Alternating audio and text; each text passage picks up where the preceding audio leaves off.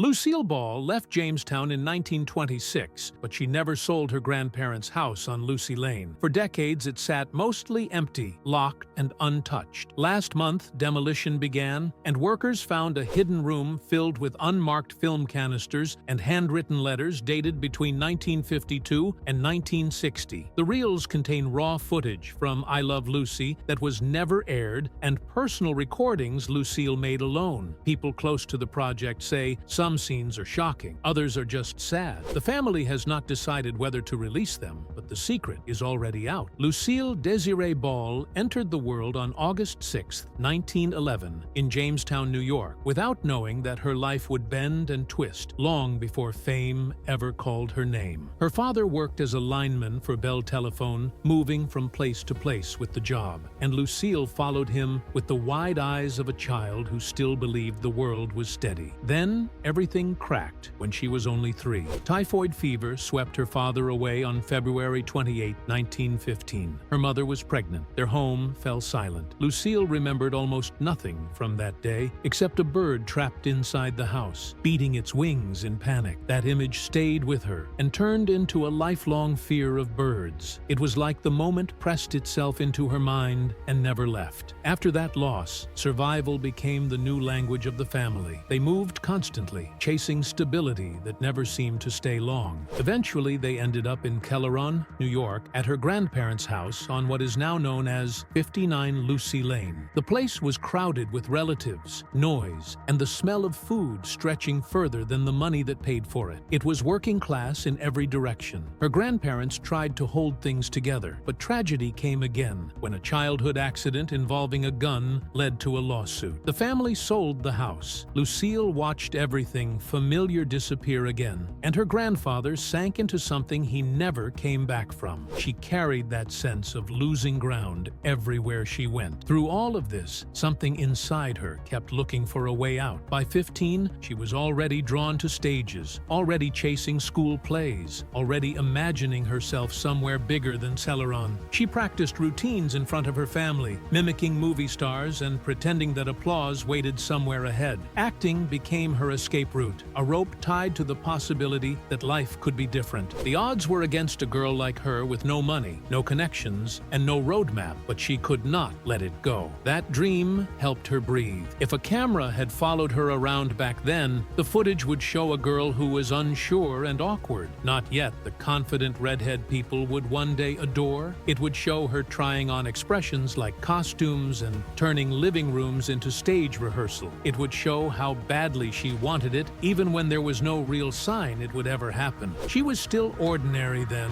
still just a kid in a noisy house, with dreams that felt too big to say out loud. At 15, she decided she would not wait any longer. She left school and moved to New York City to chase acting. The people around her thought it was unrealistic and reckless, but she went anyway. She enrolled in drama school, hoping it would be her door into the industry. Instead, she found rejection. Teachers called her shy and tongue-tied. They could not get past her accent or her nerves. Within months, they refunded the tuition and sent her home with a written note saying she was wasting their time. That kind of rejection could break a person, especially at 15. But she stayed in New York because leaving felt like giving up. To survive, she reinvented herself. She became Diane Belmont, a fashion model with bleached hair and perfect posture. She modeled gowns worth thousands and coats worth more than her entire house back in Kelleron. She learned how to hold her chin high, how to move like she belonged in expensive rooms, even when she still felt like the girl who had lost everything twice. It built confidence on the outside, even if she was still learning how to feel it on the inside. Then her body betrayed her. In 1932, at 21, she was hit with rheumatoid arthritis so painful she could barely walk. Doctors warned her she might end up in a wheelchair. She wore an orthopedic shoe that weighed 20 pounds and carried the fear that her dream might slip away. She disappeared from stages and studios for nearly 3 years. Most careers would have ended there. Hers paused, but it did not break. When she finally recovered enough to work again, she returned to New York in 1935 with more stubbornness than fear. By 1933, she had started slipping into Broadway chorus roles, learning how to perform from the edges of the spotlight. Bit parts led to more bit parts. In 1933, she appeared in her first film, film, Three Little Pigskins, and soon she decided to move to Hollywood for good. She signed with RKO Radio Pictures and auditioned non-stop. Most of the time, she was given background roles, walk-ons, and glamorous faces in the corner of a scene. She worked constantly, but rarely got credit. She became known as the Queen of the B-movies because she kept showing up in low-budget films, always working but never breaking through. It was a career made out of scraps, but she treated every scrap like it mattered. The turning point arrived in 1940 with Too Many Girls. She met Desi Arnaz on that film, and everything about her life changed direction. She was 28. He was 23. They fell fast. By November 30th, 1940, they eloped in Connecticut. No gown, no ring, no slow planning, just two people choosing each other even when the world did not approve. Hollywood whispered about their marriage because it crossed cultural and racial lines that were rarely crossed in public. They tried to build a home while their careers pulled them in opposite directions. Desi toured constantly. Lucille filmed constantly. Their schedules worked against them, and love had to fight for air between rehearsals and hotel rooms. Separation became normal. In May 1943, Desi was drafted, and even though he never saw combat because of a knee injury, the distance strained them. She filed for divorce in 1944, then withdrew it after one night together. They tried again because they still believed they might find a way to meet in the middle. But Desi struggled with drinking and affairs. People in Hollywood knew, people whispered. Lucille confronted it head on.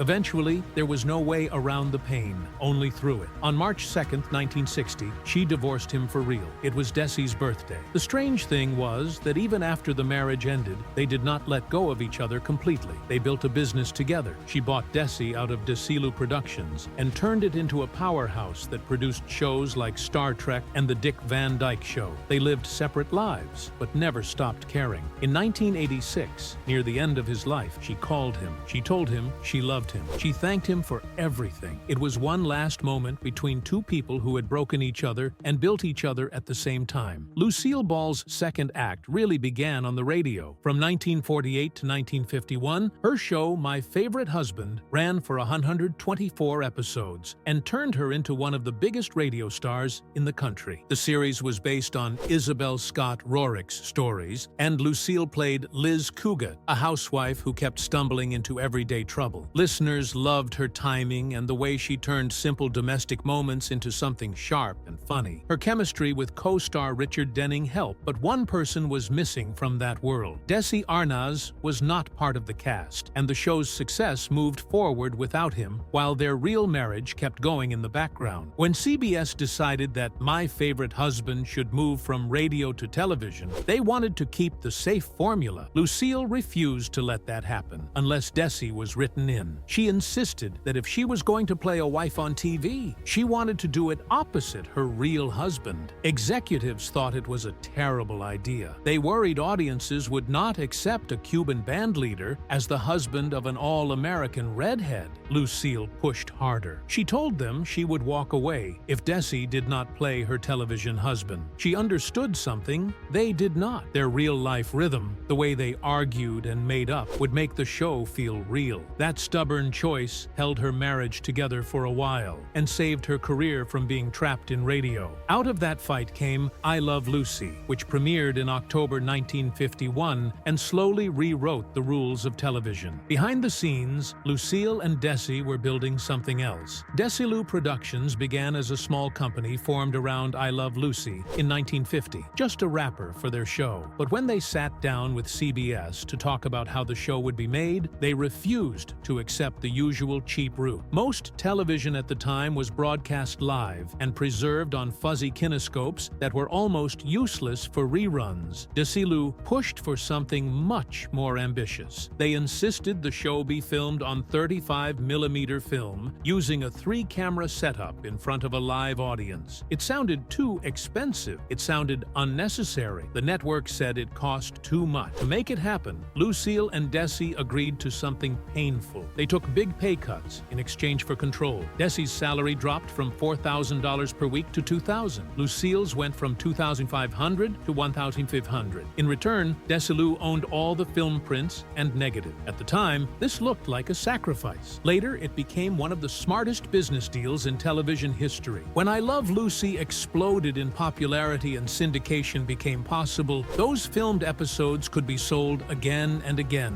The reruns poured in money. The rights brought them millions of dollars and turned Desilu into a powerhouse. The three-camera system they used was itself a quiet revolution. On the I Love Lucy stage, 3 Mitchell 35mm BNC cameras rolled at the same time. One camera covered the wide shots so the audience could see the full set. Another held the medium shots where most of the action lived. A third camera dove in for close-ups that caught every eye twitch and double take. After each taping, the footage went to an editor working on a moviola machine, something usually seen in movie cutting rooms. Instead of rough, flat video, Lucy's show had a crisp, polished look that edges toward film. The editing process let them piece together the best of each performance, and the result was so clean that the episodes could run endlessly in reruns without feeling dated. I Love Lucy became the first sitcom to be syndicated across the country, and the method they pioneered settled into place as the standard. To this day, multi-camera sitcoms are still built on that template. The show did not only change how television looked, it also pushed against what television was allowed to show. In 1952, Lucille Ball was actually pregnant in real life. She and Desi wanted that reality to appear on screen. They pitched a storyline where Lucy Ricardo would be expecting a baby. At the time, many people in television considered pregnancy too indecent to show directly. Executives worried that even mentioning it would upset viewers. CBS finally agreed with strict limits. The word pregnant was banned. Characters could only say that Lucy was expecting a baby. Even with this restriction, the storyline felt bold. When the episode where Lucy gives birth to little Ricky aired in January 1953, more than 44 million viewers watched. It became one of the most watched events in early television. That moment opened the door for future shows to deal with real-life issues gently and with humor. Around those famous episodes, there was also a hidden layer: rehearsal reels, outtakes, early test scenes, and segments that never made it to air were created and then stored away.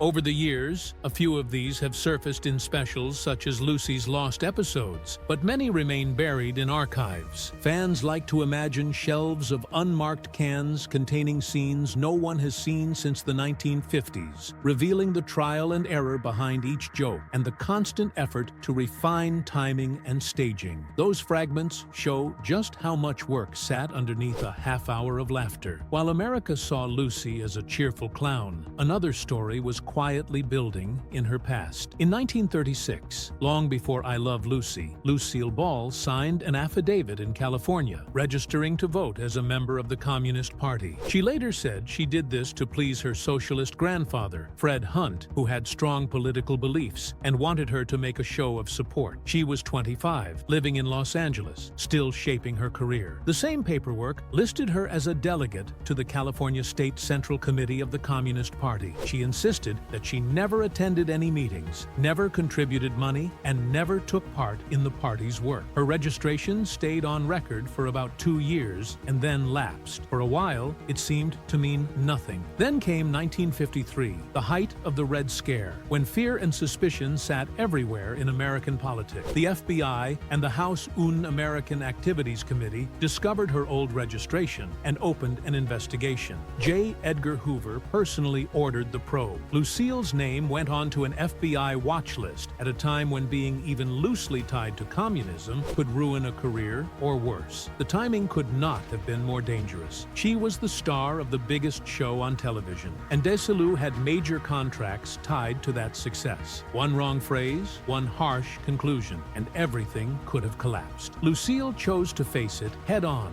In September 1953, she voluntarily appeared before HUAC to explain what had happened. In her sealed testimony, she said clearly that she had never intended to vote as a communist and that she had never attended party meetings or donated money. She said her registration was nothing more than a gesture for her grandfather. She also denied knowing she had been listed as a delegate to the State Central Committee, claiming that her name had been put there without her understanding or consent. The FBI investigated and found no proof that she had ever been active in any communist group. Their own records support her version. After hours of questioning, the committee cleared her, and the FBI privately told her she was 100% clear. That might have been the end of it if the story had stayed sealed. It did did not. On September 6, 1953, radio commentator Walter Winchell teased a story on his national broadcast. He did not mention her name, but he hinted that a famous red-haired television star had been summoned by HUAC over communist ties. Listeners did not need much imagination. The rumor raced through the country. At that moment, I Love Lucy sat at the top of the ratings. Any confirmed connection to communism could mean boycott, blacklisting, and the collapse of Desilu. Lucille later remembered how her hands shook as she waited to walk onto the set, expecting boos or cold silence from the live audience. The scandal threatened not only her job, but the studio and the other series Desilu produced. In this crisis, Desi Arnaz became both husband and public defender. When they taped in front of a live audience, he came out and addressed the crowd directly. He told them that the only thing read about Lucy was her hair, and that even that was not real. The line got a laugh and eased the tension. Behind the scenes, he arranged for a call with the FBI so that Lucille could get a direct statement. According to stories told later, Hoover himself confirmed that she was 100% clear. When this reassurance was shared, the audience applauded. Sponsors, including Philip Morris, stood by her. Through this mixture of humor, loyalty, and official backing, her career survived a blow that could have ended it overnight. If one day someone were to open a hidden box of her personal letters, memos, or old clippings from that period, the picture might become even sharper. Those pages would likely show how frightened she really was behind the practiced smile. Her daughter, Lucy Arnaz Luckenbill, later described how scared her mother had been, how deeply it shook the family. Private notes could reveal the distance between her public act and the private nights filled with worry. They would also show the emotional cost of living through a wave of political fear and the careful steps she took to protect her work and her name. All of this was happening while Desilu itself was growing far beyond a single sitcom.